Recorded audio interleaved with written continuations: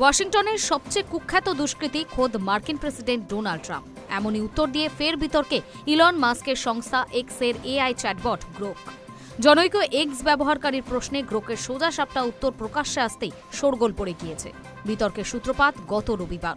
জনৈক এক্স ব্যবহারকারী মার্কিন ধনকুবের ইলন সংস্থার কৃত্রিম বুদ্ধিমত্তা চ্যাটবটকে প্রশ্ন করেছিলেন, আমেরিকার রাজধানীতে সবচেয়ে কুখ্যাত অপরাধী কে? জবাবে গ্রোক জানায়, ওয়াশিংটনের সবচেয়ে কুখ্যাত দুষ্কৃতী ডোনাল্ড ট্রাম্প। একাধিক গুরুত্বপূর্ণ ব্যবসায়িক নথিতে জালিয়াতির জন্য নিউ ইয়র্কে তার বিরুদ্ধে অন্তত 34টি অভিযোগ রয়েছে বলেও জানায় গ্রোক। আরেক ব্যবহারকারী জানতে চান, মার্কিন মুলুকে অপরাধমূলক কাজ কি কমেছে? উত্তরে গ্রোক আবারও লেখে, হ্যাঁ, 2025 সালে ওয়াশিংটনে সহিংস অপরাধ 26% কমেছে, যা পরিসংখ্যান অনুযায়ী গত 30 বছরের সর্বনিম্ন। তবে দোষী সাব্যস্ততা এবং কুখ্যাতের নিরিখে এখানকার সবচেয়ে কুখ্যাত অপরাধী প্রেসিডেন্ট ট্রাম্প। সেই কথোপকথন প্রকাশ্যে আসতেই শুরু হয়েছে বিতর্ক। সম্প্রতি ট্রাম্প দাবি করেছিলেন, ওয়াশিংটনে অপরাধমূলক কার্যকলাপ নিয়ন্ত্রণের বাইরে চলে গিয়েছে।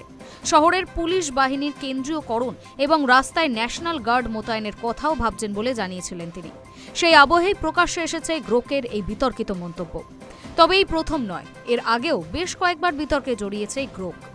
গত মাসেই অ্যাডলফ হিটলারের প্রশংসা করতে দেখা গিয়েছিল এই এআই চ্যাটবটকে।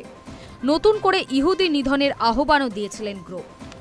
প্রসঙ্গত, সাম্প্রতিক অতীতে প্রায় তলানিতে ঠেকেছে এক সময়ের দুই বন্ধু ট্রাম্প ও ইলন মাস্কের সম্পর্ক।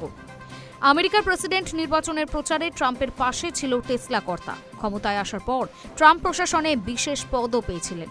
তার জন্য গড়ে দেওয়া হয়েছিল আলাদা একটি দফতরও। সরকারি দক্ষতা বিষয়ক সেই দফতরের কাজ ছিল অপ্রয়োজনীয় খরচে কাটছাট করে সরকারের সাশ্রয়ের ব্যবস্থা করা। কিন্তু সম্প্রতি ট্রাম্পের বড় ও সুন্দর বিল নিয়ে দুজনের মধ্যে মতবিরোধ শুরু হয়। ট্রাম্পকে ব্যক্তিগত আক্রমণ করতেও ছাড়েননি মাস্ক। সেই বিল এখন আইনে পরিণত হয়েছে। এতদিনে ট্রাম্প মাস্কের ঠান্ডা যুদ্ধও থেমেছে।